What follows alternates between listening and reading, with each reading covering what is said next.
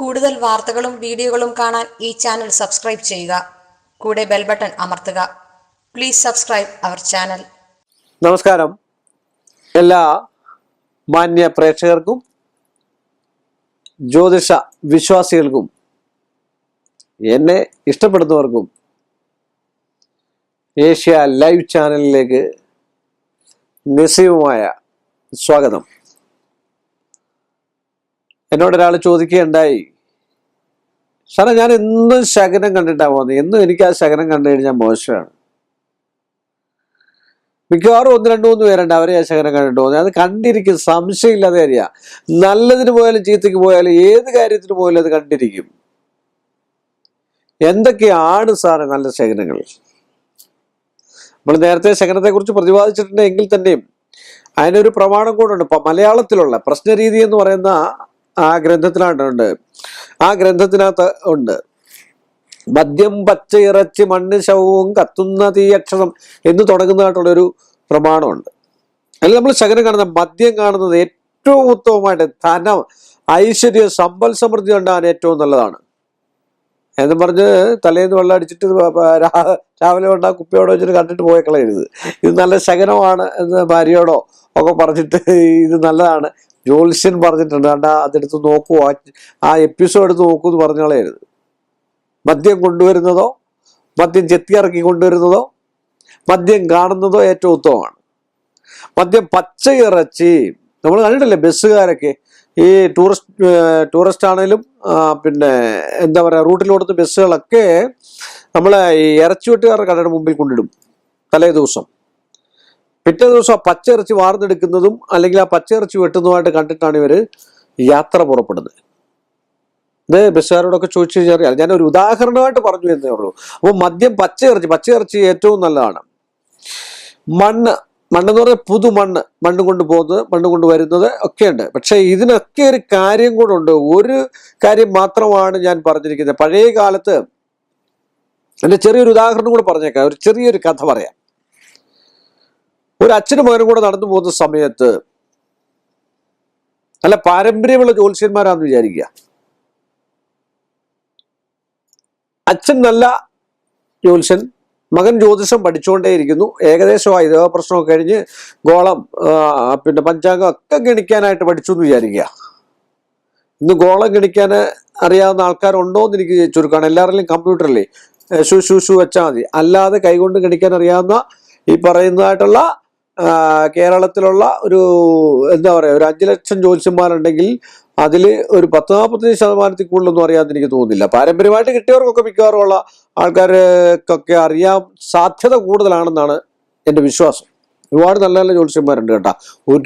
ഒരുപാട് നല്ല നല്ല ജ്യോത്സ്യന്മാരും നല്ല അറിവും നല്ല പക്വതയും ഒക്കെ പറഞ്ഞു കൊടുക്കുന്നതായിട്ടുള്ള, ഇതുപോലെ കോടികൾ മേടിച്ച് പൂജ ചെയ്യുന്ന എൻ്റെ അടുക്കൽ തന്നെ വന്നിട്ട് പറഞ്ഞിട്ടുണ്ട്. ഞാൻ പിന്നെ പൂജാസാധനം ഞാൻ എഴുതി കൊടുത്തിട്ട് പോലും പറയുന്നുണ്ട് അത് കൂടുതലാണ്. 10,000, 15,000, 17,000, 20,000 രൂപയ്ക്കകത്ത് ഉള്ള സാധനങ്ങൾ വാങ്ങാൻ വേണ്ടി പറഞ്ഞിട്ട് പോലും പറയുന്ന ആൾക്കാരുണ്ട് ഇല്ലേ. അപ്പൊ എന്ന് പറഞ്ഞാൽ അതല്ല ഞാൻ പറഞ്ഞു വന്നത്. ഒരു അച്ഛനും മകനും കൂടെ നടന്നു പോവാണ്, ഒരു ജ്യോതിഷനും മകനും കൂടെ. അപ്പൊ നടന്നു പോകുന്ന വക്കില് ഒരു കിളി, എന്തെങ്കിലും ആയിക്കോട്ടെ, വിശദീകരിക്കുന്നില്ല, ആ കിളി കാഷ്ടിച്ചു. അപ്പൊ ആ കാഷ്ടിച്ചു കഴിഞ്ഞപ്പോ മകൻ പറഞ്ഞു, ഇപ്പൊ നോക്കിയപ്പോ കിളിയാണ്, നമ്മൾ പോകുന്ന ഇടത്തു നിന്നും പാൽപ്പായസം കിട്ടാൻ സാധ്യതയുണ്ടെന്ന് പറഞ്ഞു.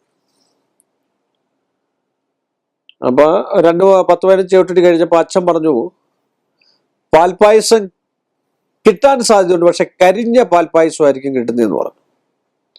അപ്പൊ മകൻ ചോദിച്ചു, അതെന്താ കാരണം? അതാണ് ഞങ്ങളൊക്കെ പറയുന്നത്, ഭാവാതീശേജ ഭാവേ സതിബലരഹിതേ ചക്രഹേ. ഗോചരം നന്നായിട്ട് ചിന്തിക്കാൻ അറിയാവുന്ന ഒരു ജ്യോത്സ്യൻ ഒറ്റ പ്രാവശ്യം കവടി വെച്ചാൽ മതി. പിന്നെ വരുന്നവരുടെ ഇംഗിതങ്ങൾ നമ്മൾ കേട്ടോണ്ടിരിക്കാവുന്നതേ ഉള്ളൂ. അവരുടെ കഷ്ടങ്ങളൊക്കെ നമ്മൾ കുറച്ചു നേരം കേൾക്കണം, എന്തെങ്കിലും മാത്രമേ അവർക്കൊരു സന്തോഷമാകത്തുള്ളൂ. അതുകൊണ്ടാണ് തമാശയും കാര്യങ്ങളും ഒക്കെ പറയുന്നത്. അല്ല ഒരാളെ സൂചിപ്പിക്കാനോ മറ്റു കാര്യങ്ങളോ ഒന്നും അല്ല കേട്ടോ. തമാശയൊക്കെ പറഞ്ഞ് അല്ലെങ്കിൽ അവരുമായിട്ട് അവരുടെ ആ ഒരു സങ്കടമായിട്ട് വരുമ്പോൾ അവരെ നന്മയായിട്ട് വിടാനായിട്ടാണ് നമ്മൾ നോക്കുന്നത്. അപ്പം മകൻ പറഞ്ഞു, എന്താണ് അച്ഛാ അങ്ങനെ പറയാനുള്ള കാരണം? അപ്പോൾ പറഞ്ഞ് കിട്ടട്ടെ, നമുക്ക് നോക്കാം, പരീക്ഷിക്കാം. ശരി, അങ്ങോട്ട് പോയപ്പോൾ ഉണ്ട് ഒരാൾ പായസവുമായിട്ട് വരുന്നു. ക്ഷേത്ര ദർശനമൊക്കെ കഴിഞ്ഞതിന് ശേഷം അമ്പലത്തിലെ പ്രസാദമൊക്കെ ആയിട്ട് വന്നു കഴിഞ്ഞപ്പോൾ പായസം കൊടുത്തു രണ്ടുപേർക്കും. നിവേദ്യാദികൾ മറ്റുള്ളവർക്ക് കൂടെ കൊടുക്കണമെന്നാ അല്ലേ? അങ്ങനെയല്ല, നമ്മൾ അമ്പലത്തിൽ നിന്ന് പായസം കിട്ടിക്കഴിഞ്ഞാൽ അത് മറ്റുള്ളവർക്ക് കൂടെ ഷെയർ ചെയ്യുക, മറ്റുള്ളവർക്ക് കൂടെ കൊടുക്കുക. അതാണ് അതിൻ്റെ ഫലം ഉണ്ടാകുന്നതെന്ന് പറയുന്നത്. അപ്പം കൊടുത്തു കഴിഞ്ഞപ്പോൾ കൃത്യമാണ്, പാൽപ്പായസമാണ്, മകൻ പറഞ്ഞ കറക്റ്റാണ്. പക്ഷെ അതല്പം കരിഞ്ഞതായിരുന്നു. അപ്പൊ അത് അച്ഛൻ്റെ പ്രാക്ടീസാണ്. അപ്പോൾ കുറച്ചുകൂടി നടന്നു. ഈ പായസം കിട്ടിക്കഴിഞ്ഞാൽ ഇവർ ഇത് കഴിച്ചുകൊണ്ടിങ്ങനെ ആസ്വദിച്ചൊക്കെ നടന്നു കഴിഞ്ഞപ്പോ മകൻ ചോദിച്ചു, അച്ഛാ അതെങ്ങനെ അങ്ങനെ പറഞ്ഞ് കരിഞ്ഞ പാൽപ്പായസമാണെന്ന് പറഞ്ഞേ? അപ്പൊ നീ കിളി കാഷ്ടിച്ചത് മാത്രമേ ശ്രദ്ധിച്ചുള്ളൂ. പക്ഷെ കിളി എവിടെ ഇരുന്ന് കാഷ്ടിച്ചു? അതൊരു ഉണങ്ങിയ കൊമ്പിൽ ഇരുന്നാണ് കാഷ്ടിച്ചേ. ഞാൻ അതുകൊണ്ടാണ് പറഞ്ഞേ കരിഞ്ഞ പാൽപ്പായസം കിട്ടാൻ സാധ്യതയുണ്ടത് എന്ന് പറഞ്ഞാൽ. ഞാൻ ഈ ശകനത്തിന്റെ കാര്യം പറഞ്ഞ പോലെ മദ്യം എന്ന് പറഞ്ഞു, ഞാൻ ആദ്യമേ എടുത്തു പറഞ്ഞതിന്റെ കാര്യം ഏതാ, തലേദിവസം അടിച്ചതിന്റെ ബാക്കിയുണ്ടെങ്കിൽ കൊണ്ട് നമ്മുടെ വീടിന്റെ ഫ്രണ്ടിൽ വെച്ചിട്ട് നല്ലതാണെന്ന് പറഞ്ഞ് എന്നും ഉപയോഗിക്കാൻ നോക്കരുത് എന്ന് പറഞ്ഞ് എന്നുവെച്ചാൽ യുക്തിയും ബുദ്ധിയും പൂർവ്വം അച്ഛൻ ചിന്തിക്കാൻ തുടങ്ങി. കാര്യം പ്രാക്ടീസ്, കാര്യം ഒരുപാട് ആൾക്കാർ വന്നു പോകുന്ന ഒരു ജ്യോതിഷൻ അല്ലെങ്കിൽ നല്ല പ്രാക്ടീസുള്ള ജ്യോത്സ്യനാണെങ്കിൽ 27-ാം തീയതി വിവാഹത്തിന്റെ ഒരു കാര്യമാണ്, 27-ാം തീയതിക്കുള്ളിൽ വിവാഹം നടക്കാൻ സാധ്യതയുണ്ട്. അത് ചിലപ്പോൾ മുടങ്ങി പോകാനോ അല്ലെങ്കിൽ ഇന്നടത്തുനിന്ന് വരാനോ അത് ആ പ്രാക്ടീസ് കൊണ്ടാണ് നമുക്ക് ലഭിക്കുന്നത്. അത് ഒറ്റ പ്രാവശ്യം കവിടെ വെച്ച് കഴിഞ്ഞാൽ നമുക്കത് കിട്ടുന്ന സംഭവമാണ്. പിന്നെ നമ്മൾ പരിഹാരത്തിന് വേണ്ടിയാണ് 10-15 മിനിറ്റ് ഇരുന്ന് അവരുമായിട്ട് സംസാരിച്ചൊക്കെ എടുത്ത കാര്യങ്ങൾ. അതുകൊണ്ട് ഏറ്റവും നല്ല ശകനമാണ് മണ്ണ്, പുതുമണ്ണ് കാണുന്നത്. അതുപോലെ ശവം എന്ന് വെച്ചാൽ മരണ വാർത്ത കേൾക്കുന്നത്, ശവം കൊണ്ടുവരുന്നത്, ഇതൊക്കെ നല്ലതാണ്.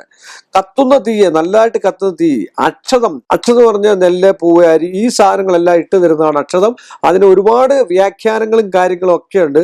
അപ്പൊ അക്ഷതം കാണുക, അതുപോലെ നെയ്യ് കാണുക, കത്തുന്ന തീ, കത്തിക്കൊണ്ടിരിക്കുന്നതായിട്ടുള്ള നല്ല തീ, പുകയോടുകൂടിയ തീ അല്ലാതെ കത്തിക്കൊണ്ടിരിക്കുന്ന തീയുണ്ട്, അത് കാണുക. അതുപോലെ നെയ്യ് കാണുക, ചന്ദനം കാണുക. ഇതൊക്കെ വെച്ചാല് ചില മദ്യം, പച്ച, ഇറച്ചി, മണ്ണ്, ശവവും കത്തുന്ന തീ, അക്ഷതവും. അപ്പൊ അങ്ങനെയാണ് ആ പ്രമാണത്തിൽ തന്നെ പറയുന്നത്. വെളുത്ത കുസുമം എന്താണ്? പൂവാണ്. കുസുമം പൂവാണ്. ഇങ്ങനെ വെളുത്ത പുഷ്പങ്ങൾ കാണുന്നത്, ഇതൊക്കെ ഏറ്റവും നല്ലതാണെന്നാണ് പറയുന്നത്. അതുപോലെ വിപ്രദ്വയം, ഒരു വിപ്രനെ കണ്ട, ഒരു ബ്രഹ്മം ചെയ്ത് ഞങ്ങളപ്പോൾ ഒരു വിപ്രനെ കണ്ടു കഴിഞ്ഞാൽ ദോഷവും. 2 വിപ്രദ്വയം, നമ്മൾ പറയത്തില്ല പള്ളിയിലച്ചന്മാരെ കണ്ടിട്ടൊന്നും പോകാൻ പാടില്ല. മുഹമ്മദ് ദേവാലയത്തിലെ ഉസ്താദന്മാരെ കണ്ടിട്ടൊന്നും പോകാൻ പാടില്ല. അതിലൊക്കെ ഞങ്ങളുടെ വാഹനങ്ങളൊക്കെ മേടിക്കാൻ ആൾക്കാർക്ക് വലിയ ബുദ്ധിമുട്ടാണ് എന്ന് പറയുന്ന പോലെ. വിപ്രദ്വയം, കാഹളം, വേശ്യാസ്ത്രീ, തൈര്, തേന്, കരിമ്പ്, ഗജം, ആനയെ കാണുന്ന കരി ഏറ്റവും നല്ലതാണ്. പിന്നെ ആനയൊക്കെ കണ്ടിട്ട് വേണമെങ്കിൽ ഒരെണ്ണത്തിനെ മേടിച്ച് നമ്മുടെ വീട്ടിൽ നിർത്തി നോക്കോളാം എന്നും കാണാനായിട്ട്. അതൊക്കെ സന്തോഷമുള്ള കാര്യമാണ് കേട്ടോ. അപ്പൊ അതിനെ ചെലവിന് കൊടുക്കാനോട് നോക്കണം കേട്ടോ. തണ്ടശ്വത മൈന്തോളവും രാജാവും കയറിട്ട കാള, രാജാവിനെ കാണുന്ന ഏറ്റവും ഉത്തമമാണ് കേട്ടോ. ഭരണാധികാരി, ഇന്നത്തെ കാലത്ത് പ്രസിഡന്റ്, മന്ത്രി, ഇങ്ങനെയൊക്കെയുള്ള ആൾക്കാരെ കാണുന്ന ഏറ്റവും ഉള്ളത്. പിന്നെ കയറിട്ട കാളയാണ്, പശുവല്ല കാളയാണ്. കയറിട്ട കാള, പശു, യാത്രാമുഖേശോഭനം, ഒരു നല്ല യാത്ര തിരിക്കുമ്പോൾ കാണുന്നത് ഏറ്റവും ഉത്തമമാണ്. അപ്പൊ ഇങ്ങനെയൊക്കെയുള്ള കാര്യങ്ങൾ കണ്ടിട്ട് നമ്മൾ മുന്നോട്ട് പോയി കഴിഞ്ഞാൽ നമ്മൾ ഉദ്ദേശിക്കുന്നതായിട്ടും നമ്മൾ ആഗ്രഹിക്കുന്നതായിട്ടുള്ള ഒരു പെണ്ണ് കാണൽ ചടങ്ങാണെങ്കിലും, ഒരു വസ്തു മേടിക്കുന്ന കാര്യമാണെങ്കിലും, പുതിയ ബിസിനസ് തുടങ്ങുന്ന കാര്യമാണെങ്കിലും ഇതൊക്കെ സാധിക്കുമെന്നാണ് ആചാര്യന്മാർ പറഞ്ഞിരിക്കുന്നത്. ഇതൊന്നും എനിക്കറിയില്ല, പക്ഷെ ആചാര്യന്മാർ പറഞ്ഞിരിക്കുന്ന ഒരു വ്യാഖ്യാന രൂപേണ ഞാൻ നിങ്ങളോട് പറഞ്ഞതേ ഉള്ളൂ എന്ന് പറഞ്ഞുകൊണ്ട് വീണ്ടും നമുക്ക് തമ്മിൽ കാണണ്ടേ. നമ്മൾ തമ്മിൽ കാണുന്നവരെ എല്ലാം മാന്യ പ്രേക്ഷകർക്ക് എൻ്റെ നിസ്സയവുമായ നന്ദിയും കടപ്പാടും.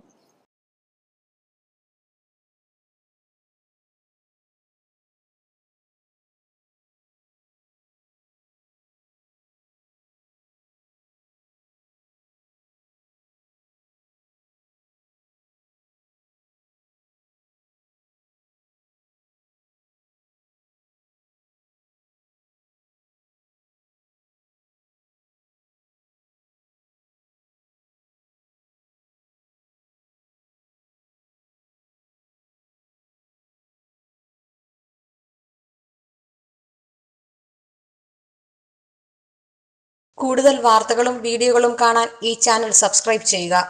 കൂടെ ബെൽ ബട്ടൺ അമർത്തുക. Please subscribe our channel.